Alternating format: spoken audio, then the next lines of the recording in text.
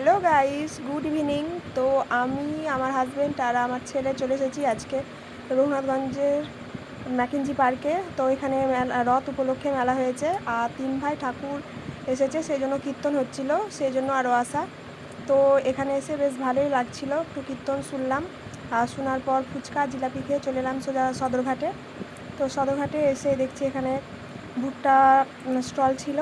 তো যাই হোক, সেটা আমরা খাইনি, কিন্তু চলে গেলাম সরাসরি আমরা চায়ের দোকানে। এখানে একটু চা নিয়ে নিলাম, লাল চা। তো খেতে খেতে একটু গঙ্গার ধারের দিকে এলাম। এখানকার পরিবেশটা বেশ ভালোই লাগছিল, ঠান্ডা আবহাওয়া গঙ্গার ধারে। আর সদরঘাট আমরা প্রায়ই আসি ঘুরতে, তো ভালোই লাগে সন্ধ্যাবেলায় চারিদিকের পরিবেশটা, অনেকেই আসে। তো আমরা এলাম, আর এদিকে দেখো আমার ছেলে বিস্কুট খাচ্ছিলো, তো আমি বারণ করছিলাম, তো না, ও খাবে।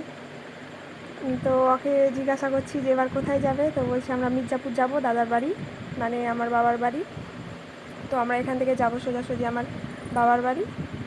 তো আজকের ভিডিওটা এইটুকুনি। তোমাদের যদি ভালো লেগে থাকে তো অবশ্যই লাইক করো, চ্যানেলটিকে সাবস্ক্রাইব করে দেবো। Tata, bye bye. তো আজকের মতো গুড নাইট।